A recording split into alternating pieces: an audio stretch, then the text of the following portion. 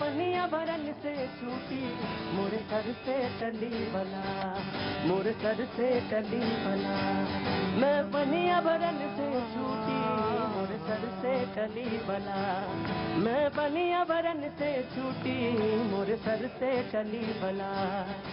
भला हुआ मोरी मटकी टूटी, भला हुआ, भला हुआ मोरी मटकी टूटी, पनिया भरन से छूटी मोरे सर से टली बला, ओ मोरे सर से टली बला। मैं पनिया भरन से छूटी मोरे सर से टली बला। माला कहे है काठ की अरे तू क्या फेरे मोए, माला कहे है काठ की अरे तू क्या फेरे भैया जी कहीं में आपका बहुत बहुत स्वागत है, बहुत बहुत शुक्रिया, थैंक यू सो मच। बातचीत के सिलसिले को शुरू करने के लिए मैं आज आपके बीच में मौजूद, तमाम सारे लोग यहाँ पर, उन सबका बहुत बहुत स्वागत है। बहुत दूर दूर से, कहाँ से आना हुआ आपका? किन्नौर, हिमाचल प्रदेश। क्या बात है, बहुत बहुत शुक्रिया, थैंक यू सो मच। आप कहाँ से आए साहब? आजमगढ़ मऊ। आजमगढ़ मऊ, बहुत अच्छी बात, बहुत बहुत। आप कहाँ से आए मैम? लद्दाख से। ओए वाह, क्या बात है साहब, बहुत अच्छी बात है। और आप साहब? कानपुर से। वाह क्या बात है, 5 नंबर गुमटी। जी जी बिल्कुल सही। हाँ, ये कैसे पता चल गया कि इनको 5 नंबर गुमटी से आए हैं?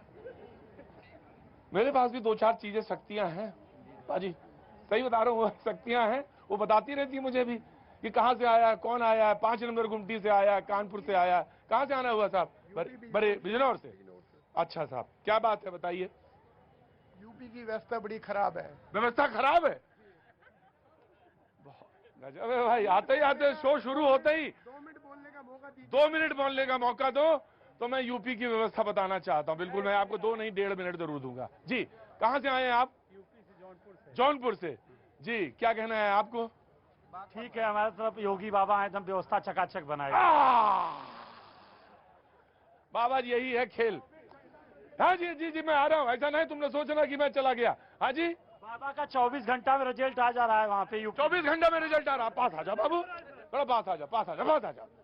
तो 24 घंटे में रिजल्ट आ रहा है बाबा का। एक चौराहे पे घटना हो रही, दूसरे चौराहे पे वो रिजल्ट आ जाता है। रिजल्ट आ जा रहा है बाबा का, बाबा का। बाबा का ऐसा व्यवस्था चल रही यूपी में, एकदम चकाचक व्यवस्था। चकाचक व्यवस्था चल रही जय श्री राम। है। जय श्री राम। बिजनौर, क्या नाम हो गया साहब? वकील अहमद। वकील अहमद साहब बिजनौर से पधारे हैं शो में, बात कहने के लिए आए हैं। मैं आ रहा हूं, उधर भी आ रहा हूं साहब जी, बनाएं बताएं। अभी भैया बतला रहे हैं कि बाबा की योगी कोई बहुत जरूरी काम ना हो तो फिर यहीं रहे, और अगर बहुत जरूरी काम है तो करके आए। नहीं, कोई ऐसी बात नहीं, जो काम बहुत जीवन में बहुत जरूरी होते हैं वो सब निपटाए जा सकते हैं, उसके बाद आया जा सकता है। क्या नाम है आपका? मनोज गुप्ता। मनोज गुप्ता। कहाँ से आना हुआ मनोज जी? राउरकेला उड़ीसा। राउरकेला उड़ीसा। बताइए, अभी पूछता हूँ। बाबूजी नमस्ते, कहाँ से आए साहब? मैं नोएडा एक्सचेंज। नोएडा एक्सटेंशन। मैं just give me a second में बात करता हूँ आपसे। झारखंड से आए? ठीक है, झारखंड। जी, तो बिजनौर से वकील अहमद। हाँ अहमद साहब, अहमद ही। मैंने कहा कि अगर मैंने वकील सिंह कह दिया तब भी कोई गड़बड़ नहीं है मेरे लिए तो, लेकिन आपके लिए बड़ा फर्क पड़ जाएगा ना, पूरी सत्ता ही घर में आ जाएगी। हाँ जी। मेरे लिए कोई फर्क नहीं पड़ेगा, बात चश्मे की है। जिसकी आंख पे जैसा चश्मा है उसको वैसा सबके सामने आना भी चाहिए। चश्मा पहना कौन रहा है? वो चश्मा पहना कौन रहा है? बड़ा मुश्किल है, वकील अहमद की बात ही नहीं होने देंगे ये लोग।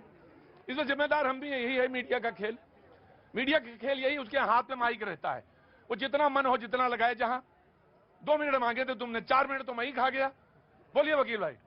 अभी भैया एक भैया बोल रहे थे कि योगी जी की सरकार जो चकाचक चल रही है। हाँ। मैं मालूम करना चाहता हूं कि गाय को जो छुट्टा कर रखा है और खेत जो उजाड़ रहे हैं उनका कौन जिम्मेदार होगा?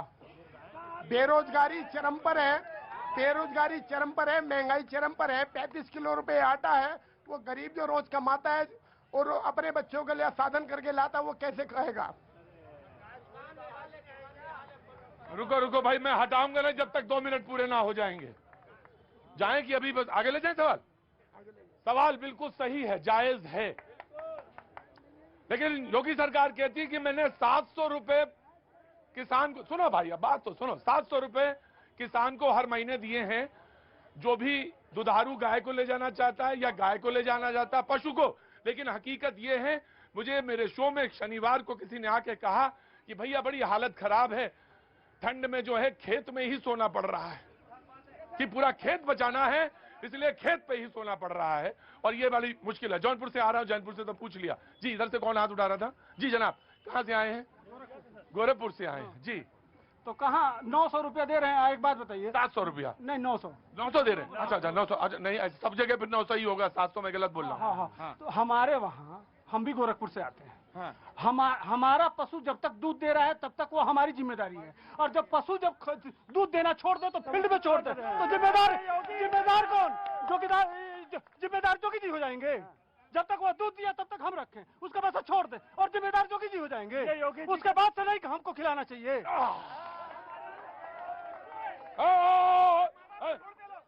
अरे वो तो पशु है, पशु को पशु जैसा रहने दो, अपने माँ बाप को छोड़ दे लोग पैसे के लिए, काम खत्म हो गया तो। कहाँ बात, कौन सी बात कर रहे हो आप? पशु है, मानो कि वो पशु है, पशु को पशु जैसा ट्रीट नहीं करोगे तो कैसा करोगे?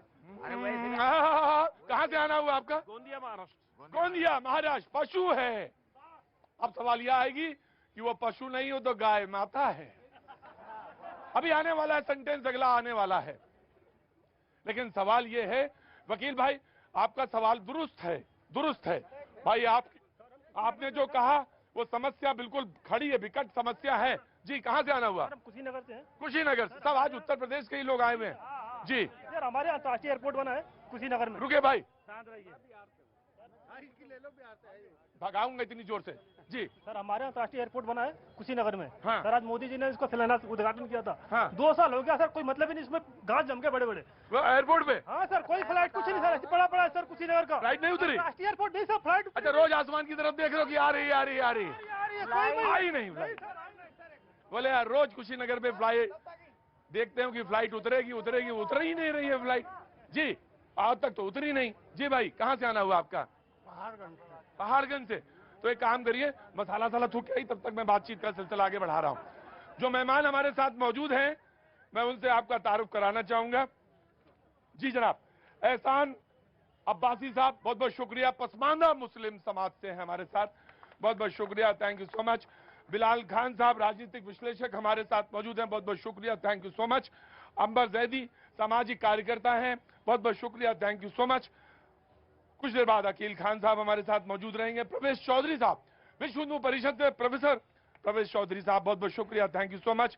राहुल लाल जी पत्रकार हैं, हमारे साथ मौजूद हैं, बहुत बहुत शुक्रिया, थैंक यू सो मच।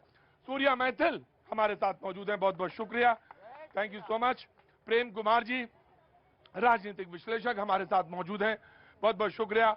और दया शंकर जी हमारे साथ मौजूद हैं, बहुत बहुत शुक्रिया, थैंक यू सो मच। लोगों ने कहा कि आज का मुद्दा क्या है बातचीत का, तो आज का मुद्दा यह है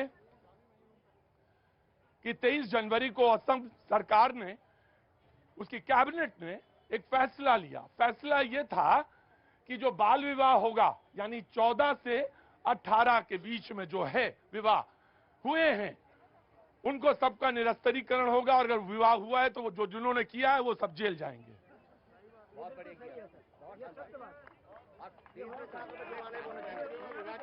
हाँ? बना हुआ कानून जब बना हुआ है तो फिर विवाह क्यों किया? हाँ, तो मैं आ रहा हूँ। पुलिस क्या, हाँ ये सवाल, पुलिस क्या, ये सारे सवाल आएंगे। मुस्लिम पर्सनल लॉ बोर्ड ने कहा, सुनो भाई रुकिए जितेंद्र जी, मुस्लिम पर्सनल लॉ बोर्ड ने कहा कि ये मुसलमानों को परेशान करने के लिए ये काम किया जा रहा है जी। गलत बोल रहे हैं। कौन बोला है? मुस्लिम पर्सनल लॉ बोर्ड गलत बोल रहा है। भारत में जो कानून है सबके लिए बराबर है, उसमें कोई भी धर्म के नहीं है, इस धर्म के लिए ये कानून है या उस धर्म के लिए ये कानून है। हिंदू मुस्लिम सिख ईसाई सभी के लिए एक ही कानून है, और उस कानून की पालना करना सभी देशवासियों का धर्म है। उन्होंने कहा कि ये बात अब इस समय क्यों उठाई गई, वो इसलिए उठाई गई क्योंकि चुनाव है, इसलिए उठाई गई। अब सवाल ये आया, किसी कांग्रेस के सांसद ने पूछा कि शादी तो अवैध हो गई, तो बच्चे जो हुए, बच्चे भी हो गए हैं कहीं कहीं, तो वो क्या हुए फिर? यह सवाल। दूसरा सवाल कि कुछ ऐसी, उसमें कुछ हिंदू भी गिरफ्तार हुए हैं। लगभग 2227 करीबन लोग गिरफ्तार हुए हैं। 4000 से ज्यादा FIR हो चुके हैं आसाम में। बड़ा मुद्दा है। और मुस्लिम पर्सनल लॉ बोर्ड ने कल जो अपनी बैठक करी लखनऊ में, उसमें यह मुद्दा प्रमुखता के साथ था, जिसे ओवैसी साहब ने उठाया। अब सवाल यह है कि ये जो मुद्दा है इसकी गंभीरता क्या है। उन्होंने कहा कि भाई ये मुसलमानों को परेशान करने के लिए ये काम किया गया।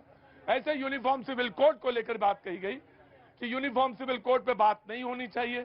हालांकि सरकार ने ये बात कह दिया है, कानून मंत्री ने, कि इस पे अभी कोई चीज नहीं हो रही है। जो कमीशन बनाया था वो एक्सपायर कर गया, उसको आगे फिर से बढ़ाने की बात कही गई है। बहरहाल शादी वाले मुद्दे पे लौटते हैं। ये आज का मुद्दा है। इस पे जो जनता बोलना चाहेगी बोलेगी। बिल्कुल, मैं आ रहा हूं जी। जी जनाब, कहां से आना हुआ? कानपुर से। आज कानपुर के लोग बहुत आ गए। क्या नाम है? सलीम सिद्दीकी। आगे आओ सलीम भाई। आज मुरादाबाद से आता हूँ। सलीम भाई क्या काम करते हैं? रेडीमेड का। इतना सोचना नहीं चाहिए। अरे इतना अच्छा काम करते हैं आप, रेडीमेड का। इतनी, मैं डुबरियाल साहब आ रहा हूँ। डुबरियाल साहब आ रहा हूँ, उत्तराखंड से आए हैं और कोई प्रॉब्लम? हाँ मैं बिल्कुल, आप स्पेशली मेरे साथ बातचीत के लिए आए हैं। डुबरियाल साहब मैं आता हूँ, पहचानता हूँ। बैठिए, तशरीफ रखिए। हाँ जी सलीम भाई। पहले तो आपके लिए just tremendous salute. You are a legend of journalism. अरे ऐसा नहीं हुआ, ऐसा कुछ नहीं हो गया। अभी तो पैदा ही हुआ हूँ मैं। और आपका अंदाज बिल्कुल जुदा है। ये अंदाज तो अलग है, मेरा भी अंदाज तो अलग है, लेकिन वो लीजेंड लेजेंड वाली बात नहीं हुई।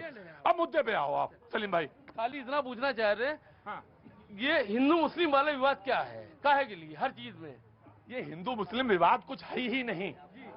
बरसों से रहते आ रहे हैं एक ही जगह, और कोई सलीम भाई विवाद नहीं है। ये विवाद तो, आधा तो विवाद यूं ही खत्म हो जाए जब आप सवाल पूछ लो कि कोई विवाद है। अरे कोई है ही नहीं विवाद। ओवैसी साहब किधर हैं? लेकिन ओवैसी साहब, आप जानते हो ओवैसी साहब कहाँ हैं? ओवैसी साहब कहाँ हैं आप जानते हो? ओवैसी साहब हैदराबाद के हैं, और हैदराबाद से वो रह के वहां से जो तंज करते हैं वो मजेदार होता है। बहरहाल लखनऊ में थे कल। लेकिन मैं एक बात कहना चाहता हूं, ये मुल्क है क्या, इसमें होना क्या चाहिए, इसकी ताकत क्या है। मैं किसी से पूछ रहा था कि यूनिफॉर्म सिविल कोड को लेकर कि 44 आर्टिकल 44 में कहा गया, जब संविधान बनाया जा रहा था तब ये कहा गया कि होना चाहिए। लेकिन उसी में यह था कि धार्मिक स्वतंत्रता भी है हमारी वो भी अक्षुण्ण रहनी चाहिए, वो भी बराबर बनी रहनी चाहिए।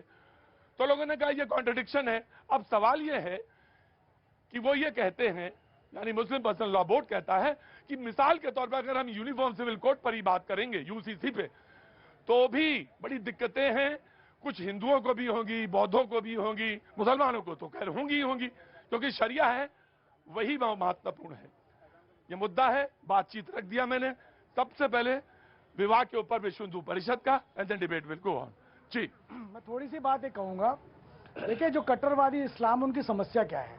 बड़ा अच्छा अंबेडकर ने एक कोट कहा था। अंबेडकर कहते हैं कि हिंदू समाज में, इसमें कोई दो राय नहीं है कि तमाम कुरीतियां हैं, तमाम समस्याएं हैं, लेकिन एक अच्छी चीज क्या है हिंदू समाज के अंदर, वो ये है कि हिंदू समाज के भीतर ही इसका विरोध भी है, और उसके विरोध में लोग खड़े भी होते हैं, उसकी मजम्मत भी करते हैं।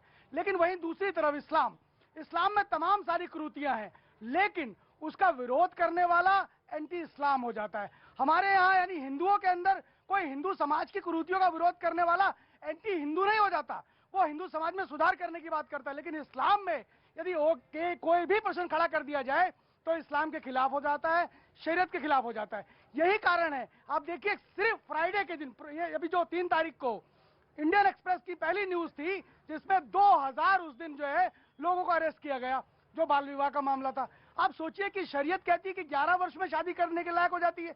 ये कहाँ का कानून है? क्या 11 साल में कोई लड़की शादी के लायक होती है? अब आप कह रहे हैं शरीयत को मानिए। अगर शरीयत को मानेंगे तो वो बच्ची अपना जीवन क्या जिएगी? वो जीवन नहीं जिएगी। और उसी पूरे आर्टिकल का, उसमें एक बात ये भी लिखी गई, उसमें कहा गया कि आप ज्यादा से ज्यादा पॉपुलेशन को बढ़ाइए। ये विवाह क्यों हो रहे हैं? ये बाल विवाह को इसलिए प्रोत्साहन दिया जा रहा है क्योंकि पॉपुलेशन को बढ़ाना।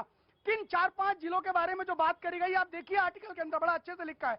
उन 4-5 जिलों के अंदर पॉपुलेशन क्या है, वहां पर हिंदू माइनॉरिटी में हो गया है, और इस्लाम मुस्लिम जो मानने वाले, मत के मानने वाले, वो मेजोरिटी में हो गए हैं। ये सारी चाल है और हम इसकी मजम्मत करते हैं। हाँ, ये सारी चाल है और हम इसकी मजम्मत करते हैं।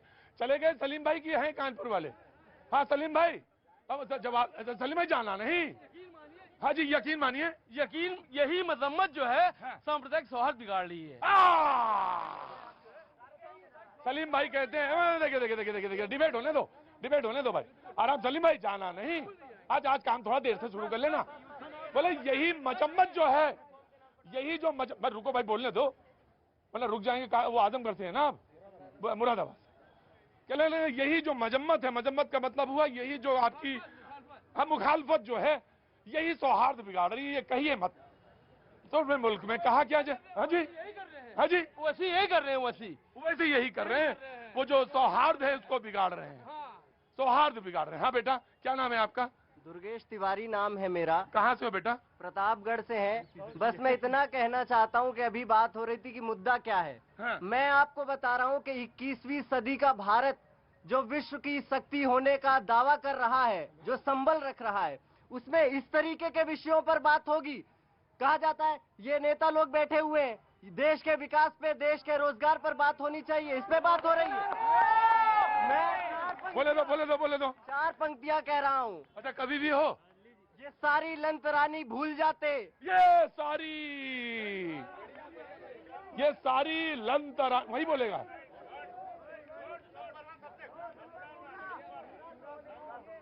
अरे तिवारी जी तुम्हारी आवाज में और धार लगा रहा हूं।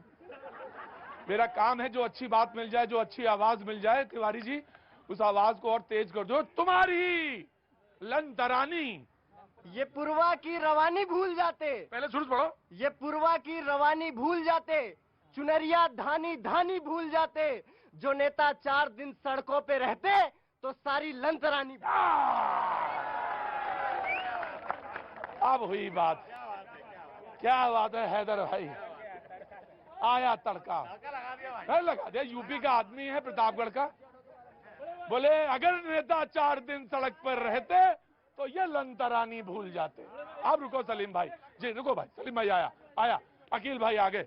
जनाब आली, मैं एक बात कहूंगा, बीजेपी का जो अपना आजकल का जो इंप्रेशन है वो ये है कि दर्द का हद से गुजर जाना होता है दवा हो जाना। इनके पास कुछ नहीं रह गया है। अडानी गेट हो गया, बजट को इन्होंने पूरी तरह बर्बाद कर दिया, और अब इनके पास सिर्फ ये है 2024 के लिए एजेंडा कि किसी तरह और देश के बेवकूफ लोगों को और मूर्ख बनाने की कोशिश। लेकिन उनको ये पता नहीं है कि देश के लोग बेवकूफ कौन है? बेवकूफ कौन है?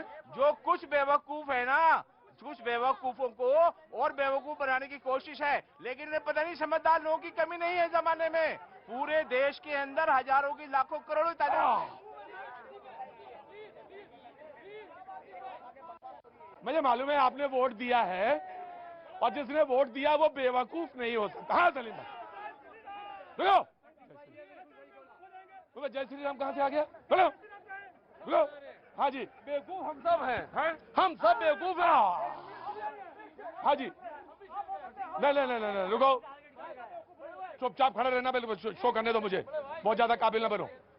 बोले कि कुछ बेवकूफ लोगों को, अब ये सवाल हुआ कुछ बेवकूफ लोग कैसे? हमने भी वोट डाला था, आपने वोट डाला था ना 2019 में, 2019 में ही डाला था जी। मैं नो 1 by 1 करेंगे आज जी। पहले मान लिया। 1 मिनट प्रतीक जी, मैं मुद्दे पे रहना चाहती हूँ। बिल्कुल मुद्दे पे रहिए कि बाल विवाह जायज है क्या कहीं से, या 14 से 18 के बीच में अगर शादी हुई है तो वो क्राइम है 2006 के अधिनियम के तहत, और अगर 14 से कम में है लड़की तो पॉस्को लगेगा। अब सवाल ये है कि इसमें मुसलमान टारगेटेड है। ये कहा गया कि मुसलमान को टारगेट किया जा रहा है। गिरफ्तार कई हिंदू भी हुए हैं, लेकिन हाँ मुसलमान। हाँ जी, जो बात अभी रख रहे थे उसी से क्लियर। राइट, 1 by 1 आज बहस अच्छी होगी। प्रतीक जी, सबसे पहली बात, आपने खुद ओपनिंग में कहा कि 4000 से ज्यादा एफआईआर के बेस पे 2000 से ज्यादा गिरफ्तारियां हुई हैं, जिसमें 55 पुरोहित भी हैं। तो सिर्फ ये मुसलमानों का मुद्दा नहीं, देश की बेटियों का मुद्दा है। और बात जब संविधान की होती है तो मेरे समझ में नहीं आता, तो हम आर्टिकल 14 से आर्टिकल 20 से शुरुआत क्यों नहीं करते, जहां पर इक्वालिटी बिफोर लॉ होता है और लिबर्टी की को इंश्योर किया जाता है। तो आप वो सब भूल के आर्टिकल 25 पे पहुंच जाते हैं और आप धर्म की बात करते हैं कि भारत का संविधान सबको धर्म फॉलो करने की इजाजत देता है। एक बात प्रतीक जी मैं आपसे पूछना चाहती हूँ, आप हिंदू हैं, मैं मुसलमान हूँ, आपके सिविल राइट और मेरे सिविल राइट अलग कैसे हो सकते हैं क्योंकि आप हिंदू हैं मैं मुसलमान हूँ? ये कि कहाँ का इंसाफ है? ये संविधान में कहाँ लिखा है? भले आपका और मेरा अलग नहीं, आपको छूट दी गई है। एक बात और, बेवकूफ वो लोग हैं जो लोग अभी भी इन जैसे लोगों के जाल में फंसकर दबे हुए बैठे हैं घर में। अब वो अकल पाकर अपने हक की आवाज बढ़ा रहे तो कहते हैं कि बेवकूफ बनाया जा रहा है। बेवकूफ नहीं है, अकल आइए, हिम्मत आइए और जुबान अपनी आगे बढ़ाने की, आवाज बढ़ाने की हिम्मत रखिए। भारत के आखिरी सेंटेंस ये था, माइक कट गया था, कि भारत की बेटी अपने अधिकार लेना जानती है। तो प्रयास साहब मैं पूछूंगा जरूर, भारत की बेटी कहां से आना हुआ आपका, बताइए? यूपी से आने नहीं, आवाज आपके पास रहेगी, उनसे भी पूछूंगा मैं। यूपी में कहां से आना हुआ? आजमगढ़ से। जनाब क्या नाम हो गया आपका? मेरा नाम साजिद। लेकिन मैं मैम के लिए कुछ कहना चाहूंगा और उनके लिए जो उसमें है कि जिंदगी के हम सफर में सैकड़ों चेहरे मिले। जिंदगी के हम सफर में, पाजी ध्यान दीजिएगा, जिंदगी के हम सफर में कई चेहरे मिले।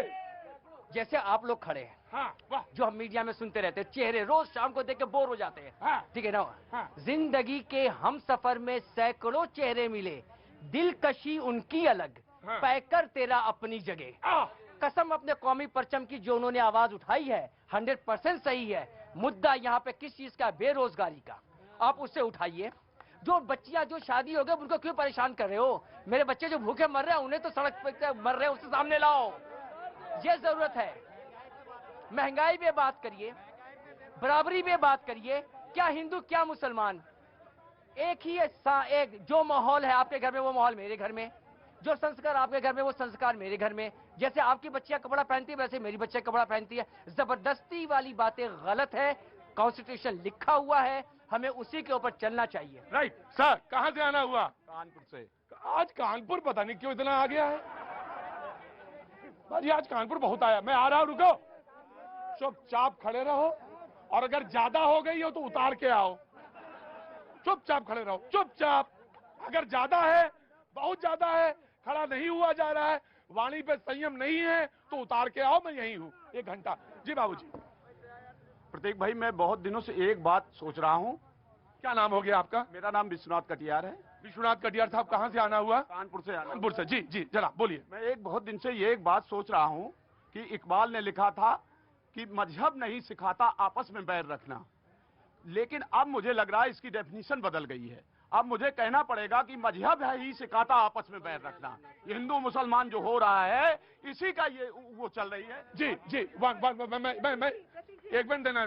भाई साहब ने बात बोली है ना, इकबाल ने जो बात बोली थी उसके बाद उनका खुद ही जवाब था। पाकिस्तान के विभाजन के बाद उनकी लाइन बदल गई थी, मुस्लिम है हम वतन है सारा जहां हमारा। तो अब लाइन ये है, वो पुरानी थी, नई लाइन आप सुन लीजिए। जी जनाब आली, बिलाल साहब। देखिए भैया जी, मैं आ रहा हूँ, मैं आया। मैं लद्दाख वालों, सलीम भाई, हमारे यहाँ जब बिरयानी पकती है ना तो चावल एक सा हो जाता है, कोई चावल अलग उठ के नहीं जाता। यही बिरयानी की खूबी होती है। हम लखनऊ के बाशिंदे तो थोड़ा सा धैर्य रखिए, बस आया, बिरयानी एक सा रखिए, अब मजा लीजिए। जी बिलाल भाई। देखिए भैया जी, मैं ये बताना चाहूंगा, यहाँ पे जितने भी लोग हैं, हर जाति के, चाहे हिंदू हो, मुसलमान हो, सिख हो, ईसाई हो, सब लोग खड़े हुए हैं यहाँ पर। और मैं ये कहना चाहूंगा, सब में मोहब्बत होती है, लेकिन कुछ राजनीतिक लोग हैं जो हमेशा ही मुझे मुद्दे पे बताइए कि 14 साल से 18 साल का विवाद जायज या गलत? बिल्कुल नाजायज है, गलत है। ये हमारा कानून भी इजाजत नहीं देता, ना हम इसको कभी भी, हमारे उलमाए बोर्ड ने भी इसका जो है मजम्मत की है कि इस तरीके से। बाबा जी आप पैनल में नहीं हैं आज पैनल में नहीं है, तो लिहाजा जब मैं पूछूंगा तभी बोल सकते हैं, क्योंकि मर्यादा ये कहती है इस समय गवर्नर जनरल मैं ही हूं, तो जितना जब मैं पूछूंगा तभी, बीच में किसी को बोलने का हक नहीं। जी देखिए भैया जी, दिक्कत जब होती है हमारे लोगों को, जब नमाज को लेकर परेशान किया जाता है, चाहे लाउड स्पीकर को लेकर परेशान किया जाता है, 3 तलाक की बात की जाती है, उस ऐसे मुद्दे उठाए जाते हैं जिसमें, सुनिए मेरी बात, जब ऐसे मुद्दे आते हैं, मैं ये कह रहा हूँ कि एजुकेशन की बात क्यों नहीं करते, रोजगार की बात क्यों नहीं करते? यहाँ युवा खुद अपनी बात कर रहे हैं, यहाँ पर आके के महंगाई पे बात होनी चाहिए, उस पर बात नहीं करते। मैं मुद्दों की बात कर रहा हूँ, हमेशा यूसीसी को लेकर आगे, अब यूसीसी को लेकर आगे, उससे पहले कोई भी मसला हो, अगर नमाज, जुम्मे की नमाज की लोगों ने बराबर में पढ़ ली तो उसकी वीडियो बनाकर वायरल करने का काम करते हैं, देश में नफरत फैलाते हैं। मुझे एक बात कहनी है बस, मुझे एक बात, रुको भाई, अरे रुको बाबू, रुको, नाराज नहीं। एक बात कहनी है, रिपोर्टिंग पूरी होनी चाहिए और मेरा ये दस्तूर है, रिपोर्टिंग का दस्तूर है कि बात पूरी कही जाए और साफ कही जाए। वो ये भी है कि कुछ लड़कियों ने ये कहा कि वो गर्भवती, हालांकि वो माइनर 14 से 18 के बीच में है, 14 से 18 के बीच में है, गर्भवती थी। उनके हस्बैंड को पुलिस उठाकर ले गई। उन्होंने कहा कि आप बताइए, ऐसी स्थिति में जब शौहर तो चले गए जेल के अंदर, बच्चा जो है पेट के अंदर है, ऐसे में हम सब वहीं से आए हैं। हम, हाँ जी, बच्चियों की जिंदगी बर्बाद क्यों कर रहे हैं? बच्चियों की जिंदगी बर्बाद, उतनी जो आसमान में बैठ जाओगे वहां नहीं आ पाऊंगा। बच्चियों की जिंदगी बर्बाद क्यों, ये सवाल, और बच्चियों के ऊपर उनका परिवार जो पीछे छूटा उस पर सवाल। Very short comment, very short comment. धन्यवाद प्रतीक जी। Very short. बुरा जो देखन मैं चला, बुरा ना मिलिया कोई, जो मन देखा आपना तो मुझसे बुरा ना कोई। ये मेरे अतीक भाई के लिए है सबसे पहले तो, जो उन्होंने कहा ना कि सब मूर्ख हैं, बेमूर्ख हैं। दूसरी चीज मैं ये तो आपने वही पकड़ा बस। दूसरी बात मैं ये पूछना चाहता हूँ, ये देश जो है ये संविधान से चलेगा या अलग अलग विभिन्न धर्मों के आधार पर चलेगा? इस देश के अंदर संविधान में जो आर्टिकल 44 में दिया गया है, क्या इस देश के अंदर एक विधान, एक प्रधान और एक कानून नहीं हो? हाँ, जब शादी हो रही थी उन लोगों की, बच्चियों की, तो इनका कानून कहाँ से हो रहा था? 6 साल से सरकार थी, ये भी पूछा गया। तब जब शादियां हो रही थी तब कहां थे आप? मैं आया तो उन्होंने जवाब दिया कि जब उठा तब सवेरा, जब उठा तब सवेरा, जहां गलती हो रही थी उसको तब सुधार लिया। लोगों ने तब कहा कि अब तो चुनाव नजदीक है, फिर क्यों उठे, वक्त छोड़ दे ब्रेक का।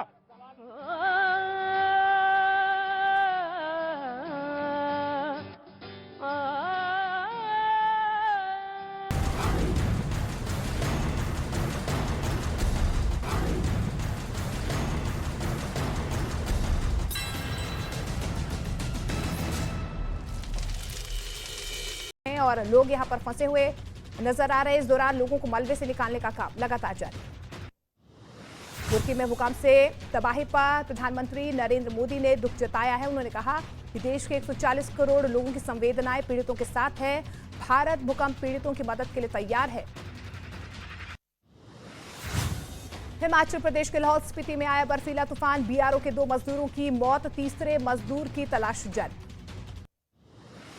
उत्तराखंड के कर्णप्रयाग में जमीन खिसकने से लोगों की बढ़ी मुश्किलें, 38 मकानों में आई दरारें, प्रभावित परिवारों को सुरक्षित जगह शिफ्ट किया गया।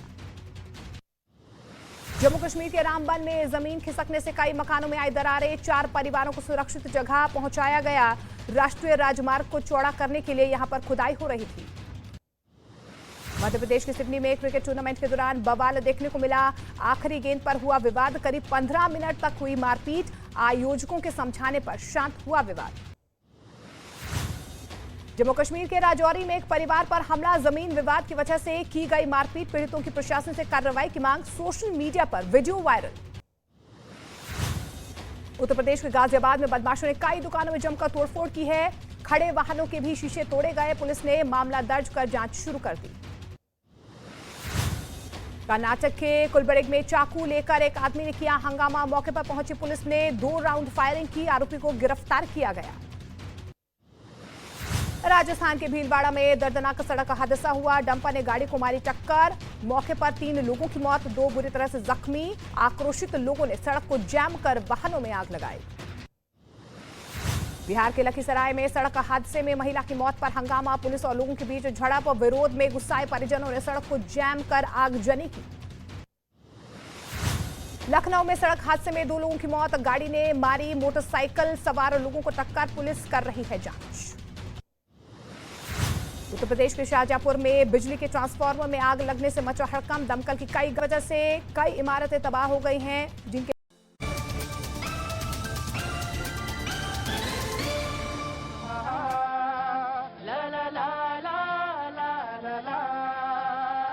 न्यूज़ 18 के साथ सुनो भैया जी की बात, अजी न्यूज़ 18 के साथ सुनो भैया जी की बात। भैया जी कहन में जनता करती मन की बात। अरे भैया जी गहन में जनता करती मन की बात। नेताजी तैयार, यहाँ जनता भी तैयार। अभिनेता है तैयार, यहाँ जनता भी तैयार। भैया जी और बाजी मिलकर पूछे रोज सवाल। अरे भैया जी और बाजी मिलकर पूछे रोज सवाल। बहुत बहुत शुक्रिया, थैंक यू सो मच। बातचीत के इस सिलसिले को एक बार फिर से शुरू करने के लिए मैं हाजिर हूँ। आज का जो टॉपिक था, आज का जो मुद्दा था, वो दरअसल था कि यूनिफॉर्म सिविल कोड, और उससे पहले जो मकसद था, जो बातचीत का सिलसिला जहां से शुरू हुआ था, वो असम में जो 23 जनवरी को जो कैबिनेट ने कानून पास किया, और वो ये था कि जो बाल विवाह है वो जो 14 से 18 वर्ष के बीच में उसको रोका जाए, और उस पर मुसलमानों ने बड़ी आपत्ति जताई। उन्होंने कहा कि उनको परेशान करने के लिए ये किया जा रहा है। ऐसा मुस्लिम पर्सनल लॉ की कल की जो बैठक हुई उसमें ये बात रखी गई। मुझे मालूम है कि ये वैलेंटाइन डे का मौसम है जी, और बड़े बड़े लोग तो जवानी तो जब सब हम संभाल लेते हैं, लेकिन बुजुर्गत जो है वो नहीं संभल पाती है। झोंके में मैं आई लव यू, लेकिन जो कहने का तरीका होता है वो बहुत शाइस्तगी और बड़ी अच्छे ढंग से होना चाहिए। जी कहाँ से आए आप? सर मैं राजस्थान बांसवाड़ा से आया हूँ, और राहुल गांधी से मिलने के लिए मैं श्रीनगर तक गया था पूरी फैमिली के साथ में। गुरुद्वारा में रुके, बाल बच्चे ये मेरी 2 करोड़ की जमीन धोखे से रजिस्ट्री कर दिए, कोई सुनवाई नहीं कर रहे। राजस्थान सरकार का मसला है, 2 करोड़ की आपकी जमीन जो है धोखे से रजिस्ट्री कर दी। रजिस्ट्री। आप राहुल गांधी के मिलने के लिए श्रीनगर तक गए, और उनके बंगले पे भी आज जाके आए। लेकिन तो आप जयपुर क्यों नहीं गए? मोदी जी से भी मैंने दिया है, कल दिया है मोदी जी से नहीं, वो काम तो वहीं से होना है, जयपुर से होना है, तो जयपुर में ही आपको करना चाहिए। मैं बात करूंगा आपसे। जी एक सज्जन आए हुए उत्तराखंड से। जी क्या नाम है आपका? हयात सिंह। हाँ जी, हयात सिंह जी बताइए जी, कहाँ के रहने वाले हैं? सर उत्तराखंड चंपावत जिले का रहने। जी बताइए। जी सर मैं परिवार के साथ आया हूँ यहाँ कल शाम से मोदी जी के उस पर, क्योंकि मेरे साथ धोखा हुआ है एक। जी बताइए। जी मेरे से काम करवाया गया वहाँ 40 लाख का, जो कि मैंने अपने घर के जेवर बेच दिए, कोई सुनने को तैयार नहीं है। 2 साल बीत गए, भटक रहा हूँ सर। 40 लाख रुपए आपने लगा दिए? जी। काम क्या था? पुल में काम करवाया था, लेबर। पुल में लेबर का काम कराया? जी। तो आपने रिपोर्ट लिखानी चाहिए, FIR होनी चाहिए। FIR की कॉपी है सर, सब कुछ है। सब कुछ करा दिया। FIR कहाँ कराई? चंपावत में? जी सर चंपावत। तो चंपावत में क्यों नहीं कार्रवाई हुई? सर अब उसके बाद 5 बार देहरादून चला गया हूँ मैं। हाँ, हमारे यहाँ से पहली बार तो ये गलती है आपकी कि आज 40 लाख रुपए आप लगा रहे हैं, और उसमें आप कोई भी लिखा पढ़ी का काम कर रहे थे कि नहीं कर रहे थे मुझे नहीं मालूम। कोई लिखा पढ़ी थी कि नहीं थी? थी। तो आप उसको लेके जाइए और SHO साहब से बोलिए चंपावत के, और देहरादून में मुख्यमंत्री के ऑफिस में कंप्लेन करिए। हाँ बिल्कुल करिए। 4 बार चला गया। 4 बार चलेगी। 10,000 रुपये खर्चा लग रहा था गाँव से देहरादून जाने में। 10,000 रुपए खर्च हो गए। एक चक्कर का लग रहा है। आपके तो 5 बच्चे हैं। अच्छा, अब यहाँ से कहाँ जाए सर हम? काम क्या करते हैं? कुछ नहीं, क्या काम करें सर, गाड़ी चलाते हैं, टैक्सी बाजी करते टैक्सी वाले चलाते हैं। 40 लाख रुपए आपने कैसे लगा दिए? हैं। लोन लिया और घर के कमाई। लोन लिया और घर। अरे तो लोन लिया है तो सब सारे कागज हैं आपके पास। आपको एक बार फिर से जाना चाहिए, मुख्यमंत्री के ऑफिस में जाना चाहिए। नहीं सुनते सर, बाहर के लोग भगा देते हैं वहाँ से। जी एक मिनट रुको भाई, क्या कर रहे हैं आप? भाई ये क्या कर रहे हैं? नीचे आइए और यहाँ पैर उधर करिए और नीचे आइए। बिल्कुल जाना चाहिए। जी जनाब मैं आया आपके पास। जी सर मेरा कहना यही है, मैं एक्चुअली छपरा बिहार से हूँ। मेरा कहना यही है कि राहुल गांधी जी ने जो कन्याकुमारी से लेकर कश्मीर तक पद यात्रा की, एक राजकुमार होकर अपने लाइफ में इतना संघर्ष कर सकते हैं, तो उनके जीवन से हमें भी सीख लेनी चाहिए और हम भी संघर्ष से कभी पीछे नहीं हटना चाहिए। राहुल गांधी के जीवन से, उन्होंने जो पद यात्रा करी उससे हम लोग को सबक लेना चाहिए, और हम लोग को भी उनकी तरह जीवन में आगे बढ़ना चाहिए। जी मैम कुछ कहना चाहती हैं? कुछ सर कहना चाहते हैं, बोलना चाहते हैं? आप आए हमारे शो में शरीक हुए, बहुत बहुत शुक्रिया। आपके जीवन में मंगल कामनाएं करता हूं। Thank you so much. बातचीत के सिलसिले को जोड़ता हूं। जी देखिए प्रतीक जी, ब्रेक से पहले मैंने यही पूछा था, ये देश जो है वो संविधान से चलेगा या धर्म के आधार पर चलेगा? यदि इस देश के अंदर एक विधान, एक प्रधान और एक संविधान होगा तो एक कानून भी होना चाहिए, क्यों भैया हिंदुओं के अलग होगा और मुसलमानों के लिए अलग होगा? जब आपका कोई क्रिमिनल केस होगा तो आपको सीआरपीसी में बात करेंगे, और जब आपका सिविल केस होगा तो आप कहेंगे भैया मैं तो मुसलमान हूँ। बस धीरे से, मैं आपसे आज गुजारिश करूंगा, मेरे सर में आज बहुत दर्द है, तो मैं थोड़ा सा मैं बात कह रहा हूँ, सुन लीजिए मेरी बात सुन लीजिए। वो कहते हैं सिर्फ बात इसमें मुसलमान और हिंदू की नहीं है, वो अगर यूनिफॉर्म सिविल कोड होगा तो उसमें कई हिंदुओं को भी परेशानी है। मैं तो ये कहता हूँ ना कि इस देश का हर एक नागरिक कोई हिंदू, मुस्लिम, सिख, ईसाई होने से पहले भारतीय है। जी जी, ठीक ठीक, मैं आ रहा हूँ, पहले पैनल को होने दीजिए। पैनल, अखिल भाई आ रहा हूँ। अखिल देखिए, ये जो मसला उठ रहा है बाल विवाह का, इस देश में बाल विवाह, सती प्रथा, दहेज प्रथा, सब कुरीतियां गलत हैं, और उसके बावजूद लेकिन ये मसला क्या है? क्या वास्तव में वहाँ की सरकार इस बाल विवाह के खिलाफ है, इसको खत्म करना चाहती है? जो लोग विरोध कर रहे हैं, क्या वास्तव में वो इसके विरोधी हैं? ये बड़ा सवाल है। इसका कारण मैं बता रहा हूँ, मैं सवाल से ही इसका उत्तर देना चाहता हूँ। बात आने दीजिए। हेमंत बिस्वा शर्मा सरकार, क्या ये अपने मंत्रिपरिषद के तरफ से घोषणा कर सकते कि हमारी मंत्रिपरिषद में किसी ने दहेज प्रथा नहीं, दहेज से लेके शादी नहीं की, और जिसने अगर शादी की हम उसको जेल में भेजेंगे? एक बात। दूसरी बात, वो घोषणा करे, क्या हेमंत बिस्वा शर्मा, क्या सारे मंत्री घोषणा करे कि वो डोमेस्टिक जो बच्चे जो घर में नौकर पालते हैं, जिनके घर में बच्चा अगर नौकर काम करते हैं, नौकर जो बच्चा, बाल मजदूरी की बात मैं कर रहा हूँ, बच्चों को वो अपने घर में नौकर रखते हैं, जिसके घर में नौकर मिल जाएगा उसको जेल में डालेंगे? बोले पहले। सवाल ये है कि जो कुरीतियां हैं उसको खत्म करना ईमानदारी से। सबकी आप क्राइम की फाइल बनाते हैं और मौका देख करके धर्म और राजनीति के लिए इसका इस्तेमाल। मैं आया जी जनाब, वन बाय वन जी जनाब। सर, सरकार के पास भाई आप बताइए क्या करना है? मैं कैमरा पकड़ लेता हूँ और आप भी आ जाइए उसी में, फ्रेम में। रुको भाई, रुको। जब भी चुनाव आते हैं सरकार वेट करो, सरकार के पास कोई और काम तो है नहीं, कोई काम नहीं किया है, कुछ नहीं किया है। इनको यही काम से इलेक्शन लड़ने होते हैं। ये काम से उन्हें इलेक्शन लड़ने। तो मैं एक मिनट वन बाय वन, उन्होंने जो बोला है मैं वन बाय वन सिर्फ यहाँ प्रोपेगेंडा फैला रहे हैं। देखिए, एफआईआर जो हुई है वो बाल विवाह के ऊपर हुई है, 14 साल से नीचे। वैसे भी भाई मैथिल साहब, मैं पानी पिलाता हूँ उनको, आराम से, वन बाय वन जी। प्रतीक जी, मैं ये कहना चाहती हूँ कि सबसे पहली बात तो ये कि जो भी कार्रवाई हुई है वो एफआईआर के आधार पर हुई है, और अगर एक मिनट आराम से, कोई भी जुर्म होता है, इससे पहले ब्रेक से पहले ये सवाल उठा था कि जिनके परिवार उजड़े हैं, आपने भी बात कही थी, उनकी जिम्मेदारी कौन लेगा? अगर हम इस बहस के पे जाएं या इस तरह का वैलिडेशन रखेंगे तो फिर हर क्रिमिनल के परिवार की जिम्मेदारी सरकार। हमारे कॉन्स्टिट्यूशन की एक बात ये भी है, मैं बात कह रहा हूँ बस, कि 100 अपराधी छूट जाए, एक बेगुनाह जो है वो, तो मैं चाहता हूं कि अगर उसको इंश्योर करिए ना आप। मैं ये बिल्कुल फेवर में नहीं हूं कि 14 से पहले, मैं आप ही की सुनूंगा कि 14 से पहले या 14 से 18 गलत है, घृणितम है। प्रतीक जी, अब जब हिजाब पे बहस हो रही थी ना, तो अंडर एज बच्चियों के ऊपर सवाल हो रहा था कि उनके पेरेंट्स की जिम्मेदारी है कि अपने बच्चों को किस तरह का ड्रेस कोड फॉलो करवाना चाहते हैं। जब आप अंडर एज बच्चियों की शादी कर देते हैं और उन्हें अपना बोझ समझकर घर से बाहर निकाल देते हैं, और आप तब कार्रवाई होती तो उसकी जिम्मेदारी कौन लेगा? माँ बाप लेना, जिन्होंने बच्चों को बोझ समझकर घर से बाहर फेंका है। अब जिम्मेदारी भी तो वही माँ बाप ले। जब तक अपने बच्चों को समान अधिकार नहीं देंगे, तब तक इस देश की व्यवस्था नहीं बदलेगी।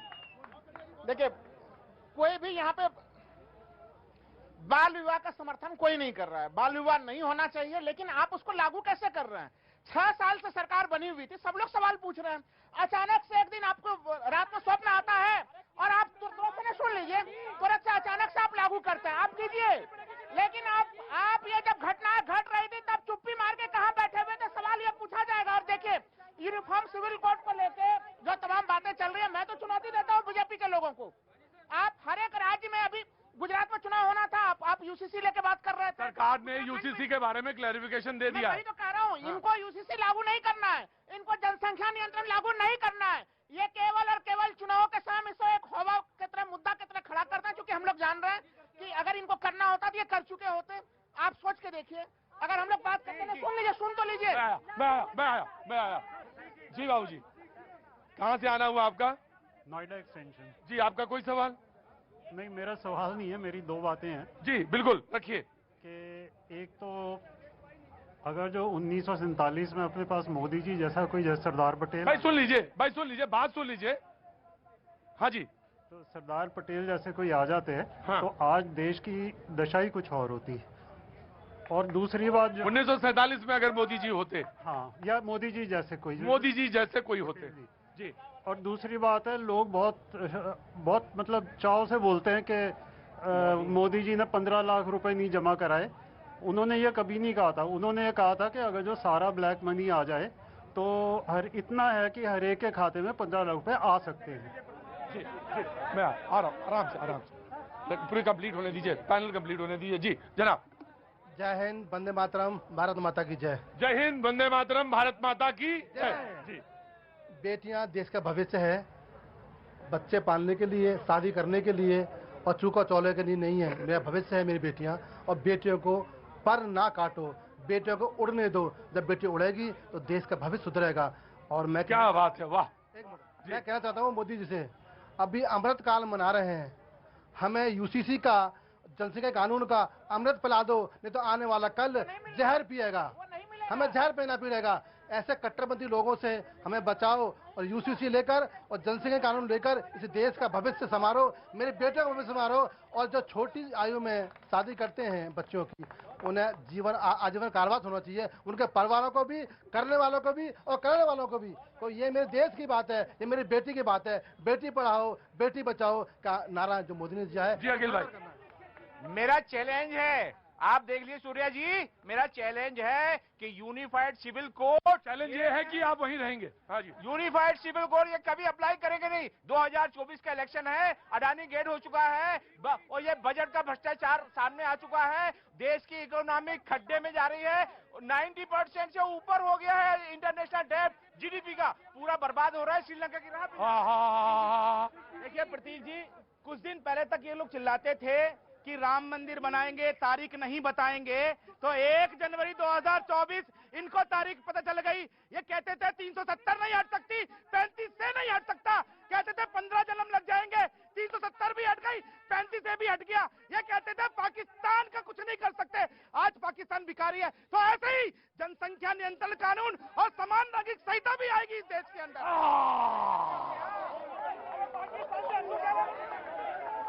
बिल्कुल बिल्कुल बिल्कुल बिल्कुल, पाकिस्तान से हमको क्या लेना देना। बिल्कुल।